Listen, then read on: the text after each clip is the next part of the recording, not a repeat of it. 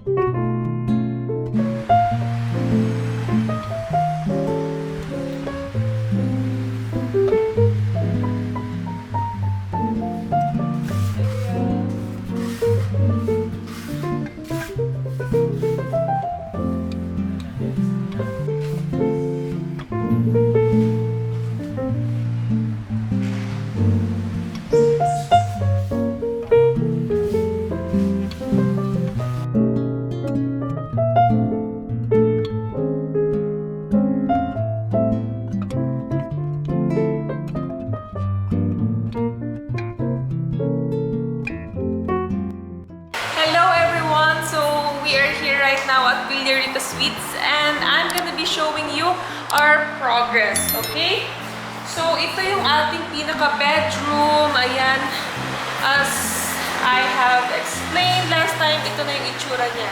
So, isi-share ko sa inyo yung aming pinaka-progress dito sa Vill Rica Suites dahil alam ko na marami na pong nag-aabang sa opening nitong ating new places. Ayan, so, nitong mga nakaraang linggo, naka-receive po kami ng mga maraming messages na nag-aabang na sila sa pag-open nitong second and third floor. Ayan, so super po nakaka-excite at nakakatuwa na nandyan po talaga kayo to support us. Ayan, thank you so much everyone for your support. Ayan, so i-update ko na kayo. So dito sa Vill Rica Suites is right now natapos na po namin lahat ng electrical. Ayan. So, meaning nakapagdagdag na po kami ng mga saksakan, ganyan. So, meron na din dong saksakan, and then meron na din saksakan ng aircon over there.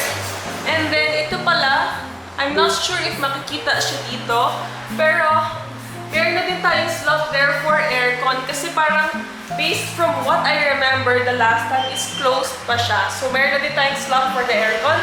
So, first things first, tapos na yung ating mga electrical matters. Ayan. Sorry for the road noise. Super open kasi lahat ng windows natin right now. Ayan. So, kaya rinig na rinig lahat ng sounds. Ayan. Tapos natin yung lights natin dito for the living area. And then, meron na din tayong lights here sa ating pinaka-dining area. Ayan. So, ito po yung ating pinaka-magiging dining area dito sa Vill Rica Suites. Ayan. And then, what else? Una, tapos na yung pinaka-electrical. Second is, solve na po natin ang ating mga design problems. Ayan. For those of you who doesn't know, is nung una, nandito yung ating pinaka-door. Nandito yung door natin. So, just a little background, itong place kasi na ito used to be a commercial space. So, right now, transform namin siya into an Airbnb. Ayan. So, before is nandito yung pinaka-doors. Ayan. Since, so, sabi natin dati na medyo awkward kasi bakit nasa labas, nandito yung door. So, kailangan pang lumabas bago makapag-CR. So, it's really awkward and it's also a privacy issue. So, what we did was we moved the door over here. So, dito na yung pinaka-main door natin. And then, yung previous doors natin is not frosted. So, syempre pwede siya makakompromise ng privacy. So, what we did is, ginawa na namin siyang, frosted na siya. Ayan. And then, another design problem that we had is, Naglagay kami dito dati ng pinaka-divider, just like yung nasa 4th floor. Kasi that's what we were trying to emulate. Para consistent tayo, syempre. Pero napansin namin na awkward siya kasi may haligi tayo dito.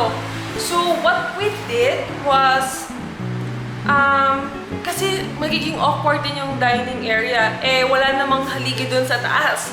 So, ayun. To make things work, what we did was we removed yung nilagay namin dito na pinaka-divider. And what we did is we moved it over here. Ayan. So, ni-move na natin dito yung pinaka-divider. And dahil ni-move na natin siya, nagkaroon tayo ng space para sa dining area. Ayan. So, ang mangyayari, kapag pasok ng guest, ganyan, dito na siya. Ito na diretso yung pinaka-dining area natin. Ayan. And then, meron na din tayong magandang lights over here. Ganyan. So, syempre sa pinaka-pag-final nito, maglalagay din tayo dito ng curtains for your privacy. Ayan. And then, this one is hinabaan na natin siya ng onte para mag-complement siya or magpantay siya halos dito sa ating pinaka-counter. Para hindi siya awkward tingnan or hindi siya bungi tingnan, dinagdagan natin itong divider over here. Ayan. So, ano pa ba yung mga naging changes? So far, yun naman yung ating mga design challenges na na-overcome na natin. Ayan. And then, ang gagawin na natin sa spot na to is gagawin na natin siyang nook. Or kind of like a work from home spot. Ayan. So, what's gonna happen over here is magiging na siyang work from home spot. So, meaning kapag meron kayong staycation dito, and you have to catch up on work, catch up on meetings, catch up with school or your groupmates, whatsoever, is meron na tayong pinaka-spot for you. So, kahit siguro nagpa-party-party yung iba nyong family and friends, once that you're here, hindi siya masyadong parang hindi na siya masyadong distracting kaysa dun tayo magbi-meeting sa pinaka-dining table. So, mas maganda if dito siya. And then, ayan. So, syempre, dahil dyan na yung ating pinaka-work area, meron na din tayong saksakan over there. Ayan. Not sure if it's seen properly, pero meron na din tayong saksakan. Ayan. Kasi syempre, gusto natin comfortable yung ating stay. Ayan. Comfortable na parang yung tipong lahat ng kailangan nyo is nandito na. That's our goal. Ayan. And gusto natin na makapagbigay tayo ng unique and beautiful spaces para sa ating mga guests. Ayan, para sa inyo, syempre. Another update dito sa Vill Rica Suites is okay na din yung ating mga storage. So, ito ay example ng ating mga storage. And syempre, gusto natin kapag magsistay kayo dito is naka-safety talaga yung ating mga kagamitan. Ayan, so meron na tayo dito, and then meron na din doon. And then, nandito na din yung para TV console natin. Ayan. And also, in addition to that, nandito na rin ang ating mga appliances. Ayan. So, once na matapos na yung pagpipintura tsaka pagpipinish talaga ng everything, is ipapalinis na natin to. At isa-style na natin to para okay na siya. Malapit na po tayo makapag-stay dito sa Vill Rica Suites. Ayan. Super na-excite na ako sa completion nitong place na ito. Ayan. And then, ipapakita ko din sa inyo yung bathroom namin. Ayan. So, dito sa ating bathroom is meron na tayong tinatawag nilang skinny tiles. Ayan. So, this skinny tiles will really add dun sa luxe feeling inside the place. And also, it's super cohesive sa ating pinaka-theme. Ayan.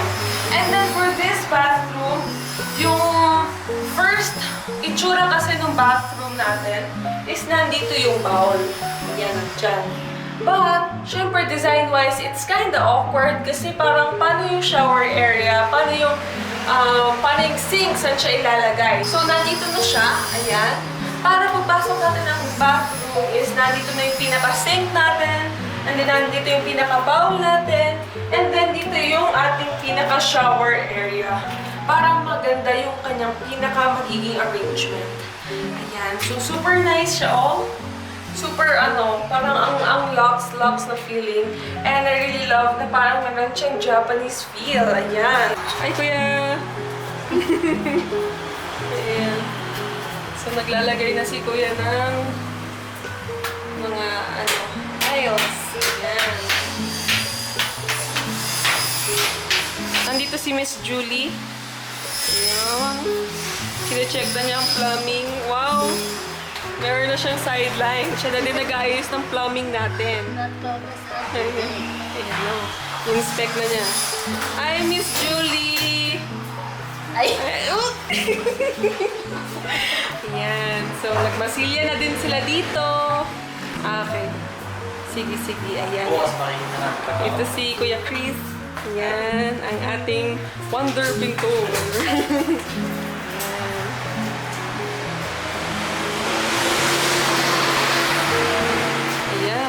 So, malapit-lapit na ito.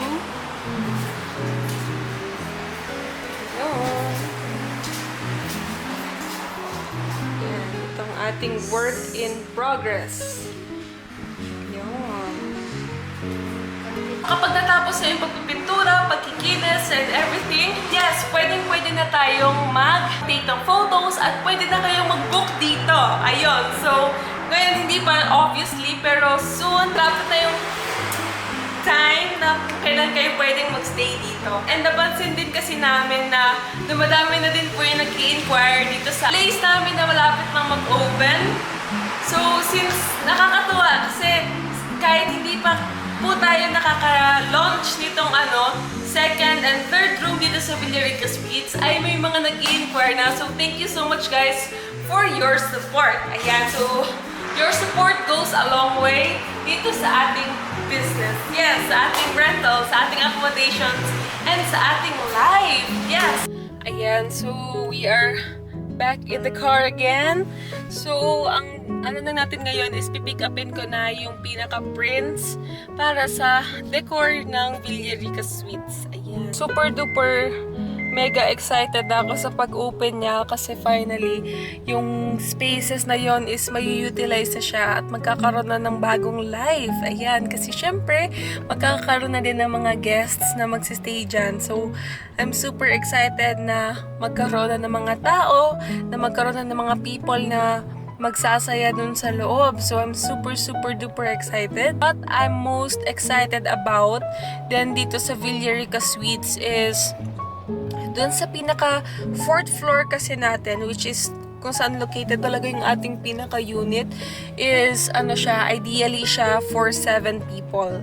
And then for the 2nd and 3rd floor is magkakaroon na tayo ng ang magiging max na natin ay up to 10 people. So, I'm so excited na mas madami na yung makakapag-enjoy ng places, ganyan. So, meron nang talagang place yung mga big groups dito and ma-experience din nila sa wakas yung Vill Rica Suites kasi super lapit din talaga natin sa mga tourist spots just like Sky Ranch, 3 minutes away lang from this place, ayan. And then yung Mahogany Beef Market, walking distance lang, yung mga Hall of Justice, tsaka yung yung mga restaurants dito sa Tagaytay is super accessible lang dito. Pero kung ayaw nyo pumunta mismo ng restaurants and you want to stay in dito sa Vill Rica Suites, super accessible naman yung Food Panda dito. Like, super daming choices. Kaya minsan, or dati, nagsistay talaga kami dito. Minsan, kapag medyo bored kami sa bahay, nagsistay kami dito ng sister ko. Para dito kami mag-work, ganyan. And then dito din kami mag-order ng food kasi super accessible ng lahat ng restaurants dito. Kaya I'm super excited na ma-experience din yun ng aming mga guests.